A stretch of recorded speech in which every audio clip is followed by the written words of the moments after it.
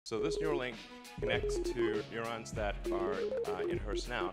So whenever she snuffles around and touches something with her snout, that sends out.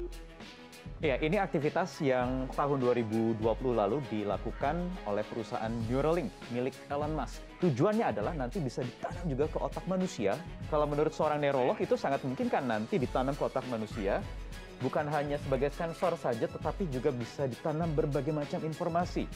Nah, kalau yang chip memori itu kan sudah diprogram saja. Ya. Apakah ada emosi di situ? Juga masih belum. Sekarang saya bicaranya di tahun ini ya, tapi mungkin 20 tahun lagi kondisi sudah berbeda, ada temuan baru, teknologi baru, atau mungkin keterbatasan baru, tal bisa saja.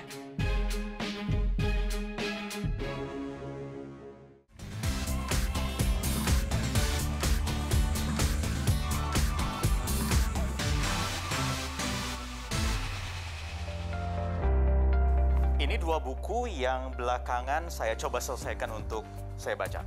Permasalahannya adalah saya punya kebiasaan buruk dari dulu menumpuk buku.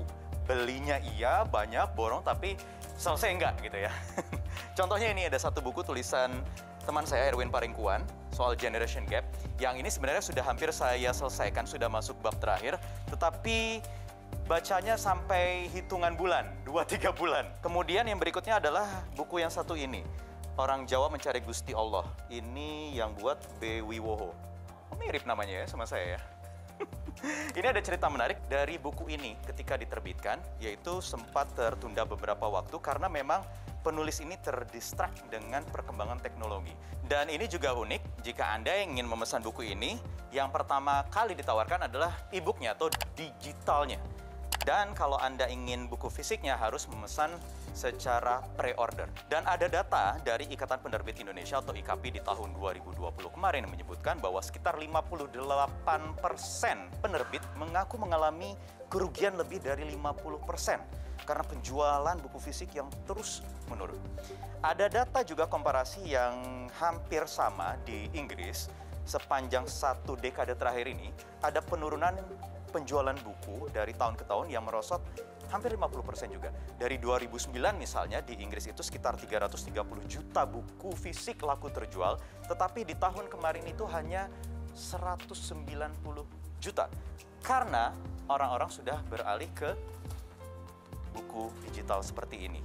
Jadi ada banyak sekarang devices yang memang menyediakan buku-buku, e-book, e-journal, dan lain sebagainya yang bisa kita baca semua hanya dalam satu genggaman. Bisa ribuan buku dengan harga yang juga relatif jauh lebih murah.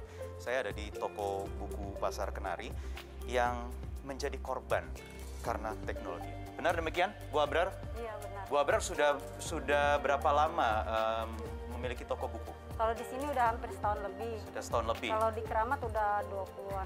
20-an tahun ya? Iya. Perbedaannya apa? Beda-beda banget.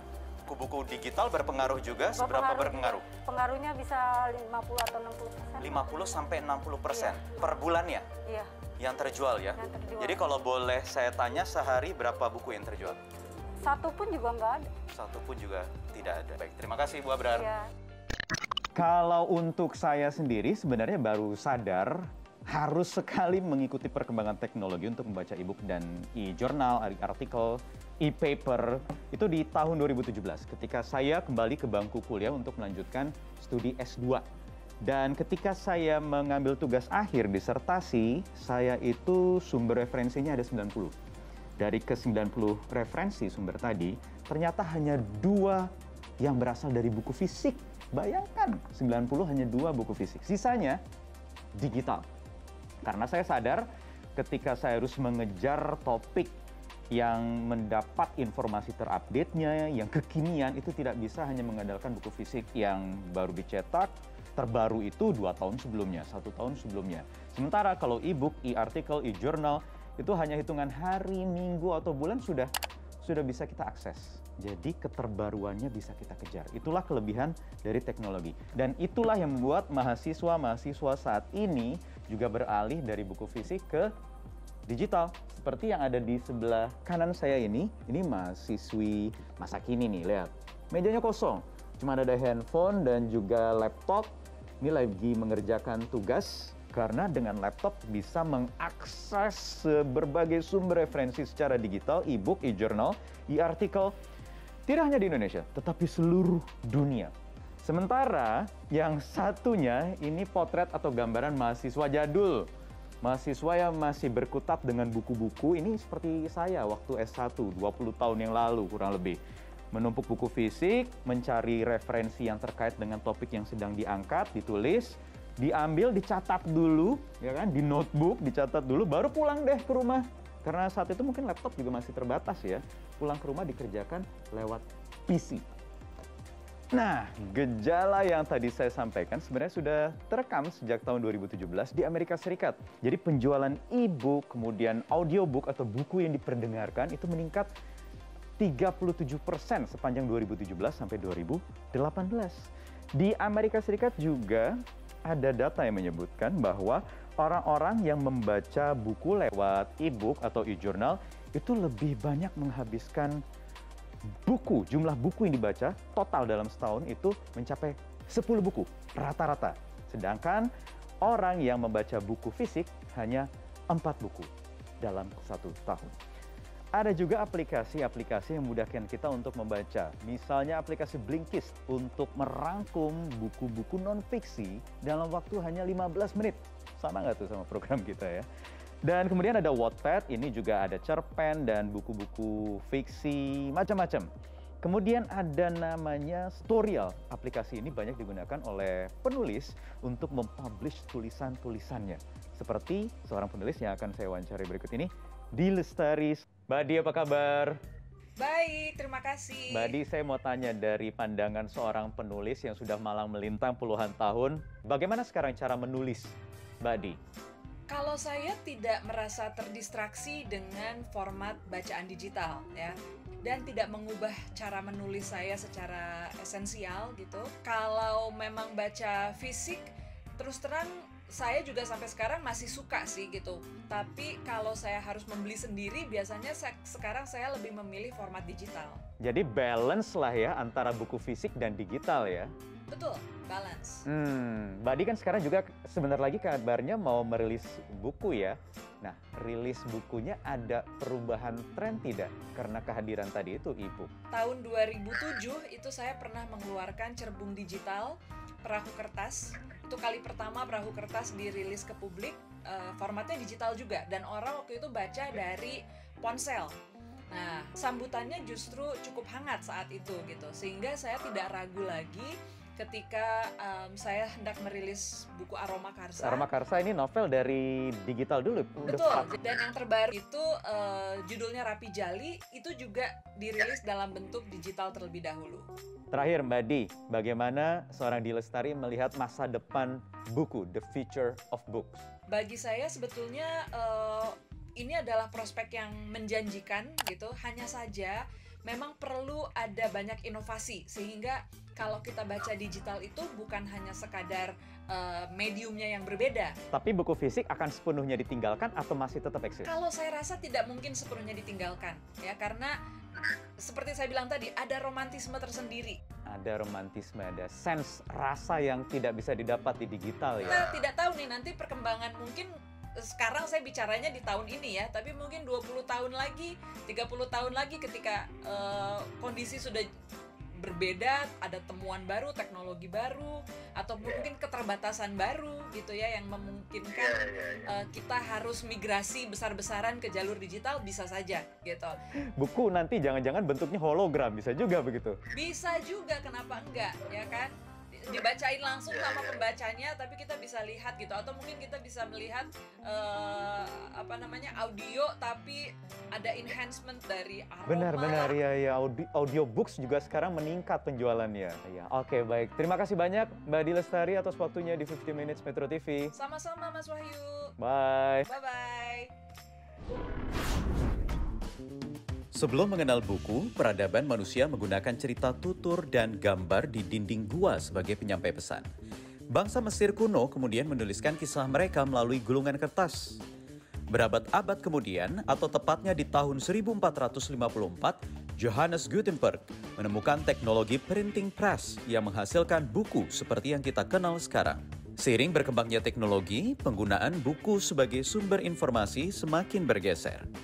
Kini banyak orang yang hobinya membeli buku, ditumpuk tetapi nggak dibaca. Orang Jepang menyebut kebiasaan ini dengan istilah sundoku. Ini buku-buku tua. Kita lihat tahunnya 1931, tadi saya sempat menemukan ada 1903. Dan biasanya umum di perpustakaan-perpustakaan besar di Indonesia dan juga dunia menyimpan koleksi-koleksi buku dari 1-2 abad atau 3 abad yang lalu bahkan lebih tua lagi. Tetapi ya kita lihat sekarang nyatanya adalah buku-buku tua ini sekarang hanya menjadi pajangan. Jangan salah dulu ya, jadi pajangan bukan berarti informasinya tidak bisa diakses lagi. Karena teknologi lah, buku-buku tua seperti ini bisa kita akses lagi karena sudah didigitalisasi. Bisa kita baca dalam bentuk digital, secara online diakses. Jadi ya teknologi itu jelas ada manfaatnya, ada sisi positifnya, tetapi ada sisi negatifnya juga. Saya akan tanyakan kepada pakarnya, seorang neuroscientist, Dr. Nur Hadi Ibrahim.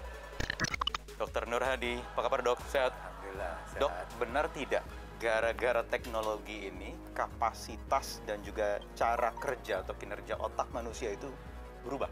Beda sekali kalau kita membaca buku ini melalui buku, karena kita mendapatkan input atau stimulus yang lain yang tidak kita dapatkan di layar monitor. Ya. Ya. Kalau secara digital, Istilahnya cuma satu dimensi istilahnya ya. Kalau ini empat dimensi. Empat dimensi. Apa resikonya atau dampak Ya, yang bisa ditimbulkan resikonya tadi kita ya istilahnya instan ya, pengennya yang instan, yang cepat. Nah, karena perilaku kita itu adanya di fungsi di otak, nanti otak yang memproses. Oke. Yang kita kenal nanti neuroplasticity atau brain plasticity. Bukan berarti kita mengabaikan buku digital ya? Bukan. Kita tidak bisa lepas dari kemajuan teknologi. Di satu, Tapi ada juga scientific research yang saat ini sedang berjalan. Misalnya Elon Musk, Pak. ya, Itu sedang melakukan uji coba menanam microchip ke dalam otak babi yang nanti proyeksinya adalah untuk mendemonstrasikan kinerja antara otak nantinya otak manusia dengan artificial intelligence. ya. Memungkinkan Pak, artinya nanti microchip itu ditanam banyak informasi termasuk buku-buku digital dan orang jadi nggak butuh membaca lagi dong Pak. Dan jadi robot aja. Nah benar, sangat mungkin. Beda sekali ya, karena jaringan network itu istilahnya plastik itu dapat diubah ya. Plastik itu dapat diubah dan juga dapat kalau didiamkan dia akan kembali. Nah kalau yang chip memori itu kan sudah diprogram saja. Ya. Apakah ada emosi di situ? Juga Tidak masih ada. belum. Nggak ada, nggak mungkin ada emosi. Bagaimana dia mengendalikan emosi itu kan?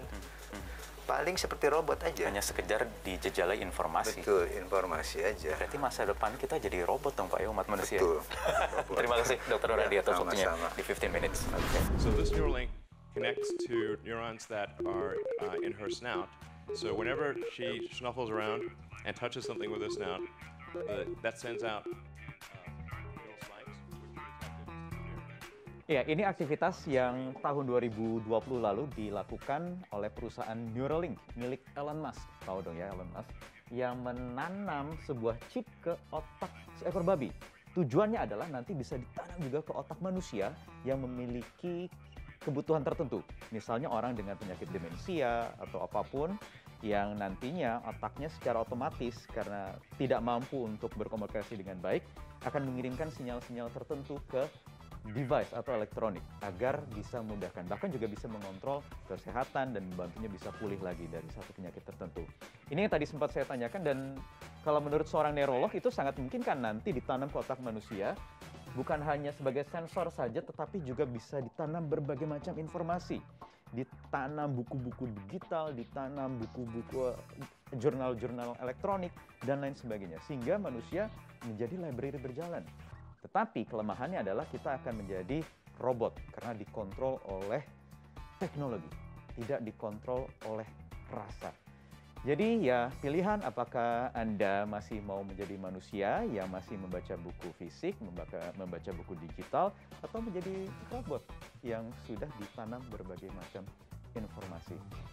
Itulah masa depan yang tidak bisa kita hindari, tetapi bisa kita siasati. Saya Wahyu Wibowo, kita berjumpa lagi di 15 Minutes pekan depan. Metro TV, knowledge to elevate.